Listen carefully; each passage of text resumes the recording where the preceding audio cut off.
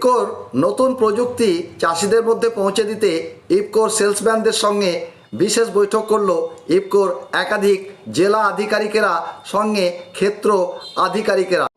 আজকে আমরা বীরভূম জেলার মল্লারপুর নৈশভাতে উপস্থিত হয়েছি। আমাদের বীরভূম জেলার যে রামপুরহাট সাব ডিভিশনের ৩৫ জন সমবায় সমিতির প্রতিনিধিদেরকে নিয়ে মূলত আজকের যে প্রোগ্রামের এজেন্ডা ছিল, সমবায় সমিতির যে সমস্ত প্রতিনিধিদেরকে আমরা চয়ন করেছি তারাই মূলত চাষির সাথে প্রতিনিয়ত ডিল করে ইফকোর বিভিন্ন প্রোডাক্ট নিয়ে। তো আমরা যেটা আজকে দেখেছি, অন্যান্য সময় দেখেছি চাষিদের কাছে সঠিক তথ্য পৌঁছায় না, কারণ তাদের কাছে কমপ্লিট ইনফরমেশন থাকে না বলে। তো মূলত আজকের মিটিংয়ে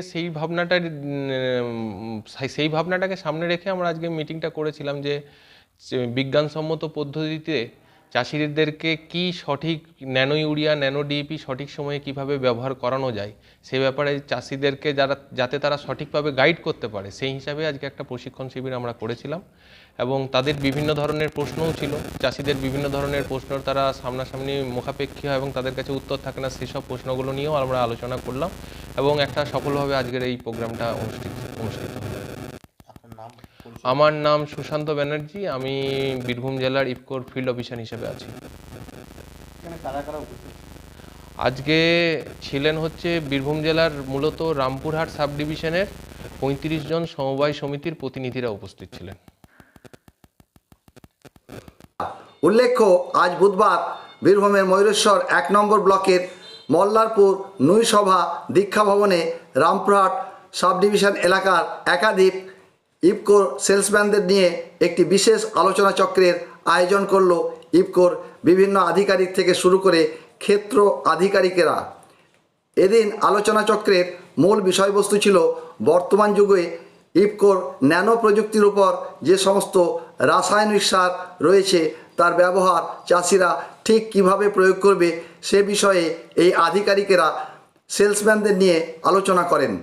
বুধবার মল্লারপুরের দীক্ষা ভবনে সকাল 11টা থেকে দুপুর 2টো পর্যন্ত এই আলোচনা পর্ব চলে বলে জানা যায়।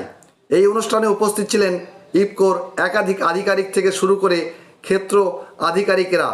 মল্লারপুর নৈশভার সম্পাদক সাধন সিংহ সহ রামপুরহাট সাব ডিভিশন এলাকার ইফকোর একাধিক সেলসম্যানরা।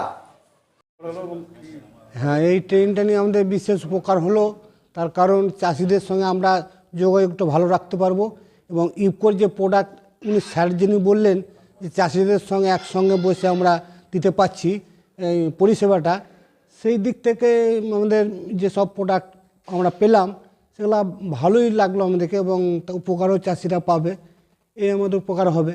এই নিয়ে কি চাষিদের বাড়ি বাড়িতে যাবেন? এই যে আজকে যে ট্রেনিংটা নিলেন চাষিদেরকে বোঝাবেন? চাষিদেরকে অবশ্যই বোঝাবো। আমরা তো যখন সমবায় আসে চাষ সার কিনতে তখন তো প্রত্যেকটা চাষিকে আমরা বলি যে ন্যানো ইউরিয়া ব্যবহার করো, এই মাটির তলে যাবে না ইউরিয়া, মাটি নষ্ট হবে না, এই ধরনের বোঝাই। অনেক বুঝেছে, আস্তে আস্তে মোটামুটি এখন সব নিতে পারছে, খানিক একাট্ট করেও নিচ্ছে। আমার নাম সুকণ্ঠ কর্মকার, বাড়ি পানিটা, নলাটি 1, পানিটা সমবায় সমিতি।